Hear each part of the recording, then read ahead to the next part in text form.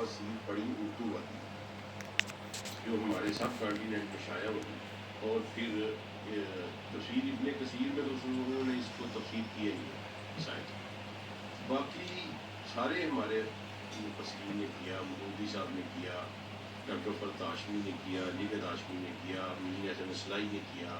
پیر کرم ازلی نے کیا، طاہر القادری صاحب نے کیا، مثلا جتنے بھی ہمارے کنٹمپریری مفسرین ہیں ان سب نے اس آیت کی تفسیر اس حدیث کے حوالے سے لکھی ہی نہیں، اور یہ بہت بڑا فاؤل پلے ہے۔ اس کی ریزن کیا سمجھتے ہیں آپ؟ مثلا میں نیگلیجنس ہی سمجھتا ہوں اور کچھ نہیں سمجھتا، یا ان کی نظر بھی نہیں پڑی اس کے اوپر، یا ان کو سمجھ نہیں لگی یہ کیا چیز ہے۔ دیکھیں قرآن کی تفسیر کرتے ہوئے ہمارے پاس سب سے پہلے جو سورس ہے وہ محمد مصطفیٰ صلی اللہ علیہ وسلم ہے۔ جس آیت کی تفسیر وہ کر دے اور وہ تفسیر کسی صحابی کے ذریعے حدیث کے ذریعے ہم تک پہنچ جائے اور ہم اس کے اوپر تحقیق کر لیں کہ یہ واقعی صحیح روایت ہے، تو پھر اس کے بعد کسی بندے کو کوئی اور تفسیر کرنے کا کوئی حق حاصل نہیں ہے، اور نہ ہی ہم کسی اور کی تفسیر مانیں گے اس کے اوپر۔ بڑی سمپل سی بات ہے، ہمارے لیے نبی صلی اللہ علیہ وسلم کی ذات ان کا حرف آخر ہے، تو نبی صلی اللہ علیہ وسلم نے صحیح حدیث میں جب ابی بن کعب کے ذریعے ہم تک یہ بات پہنچ گئی کہ ان کی مراد اس حدیث میں مراد دجال ہے،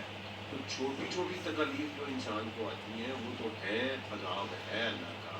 اللہ اسی لیے انسان کو ٹیسٹ اینڈ ٹرائل میں ڈالتا ہے کہ وہ میری طرف پلٹ آئے، لیکن ایک بڑا عذاب جو آنے والا ہے، جو بڑا ٹیسٹ اینڈ ٹرائل آنے والا ہے وہ دجال کا ہے، اور یہ اتنا بڑا ہے کہ اس سے بڑا ٹیسٹ اینڈ ٹرائل جو ہے نبی صلی اللہ علیہ وسلم نے فرمایا کہ نسل آدم کے اوپر آیا ہی نہیں۔ تو یہ دو ٹریسز مجھے قرآن میں ملے دجال کے بارے میں، ٹھیک ہے جی، ایک ڈیلیوائڈ ہے، ہم نے ڈرائیو کیا ہوا ہے جسد سے، اور ایک ڈائریکٹ رسول اللہ صلی اللہ علیہ وسلم نے اس آیت میں بتا دیا کہ اس آیت سے مراد دجال والی بات ہے۔ اب دجال ہے کیا، اس کا وجود کیا ہے، یہ بڑا ایک مسٹیریس کویشچن ہے، اور اس پہ بڑی ڈبیٹ بھی دنیا میں آج بھی ہو رہی ہے۔ کچھ لوگ کہتے ہیں یہ سسٹم کا نام ہے، لیکن ہمارے نبی نے بتایا کہ یہ ایک شخصیت ہے۔ اب ہم اس حوالے سے نبی صلی اللہ علیہ وسلم کے زمانے میں چلتے ہیں اور یہ ذرا امیجن کرتے ہیں کہ جب نبی صلی اللہ علیہ وسلم دجال کے بارے میں لوگوں کو ڈرا رہے تھے، تلیم کر رہے تھے، تو کیا صحابہ میں تجسس پیدا نہیں ہوتا؟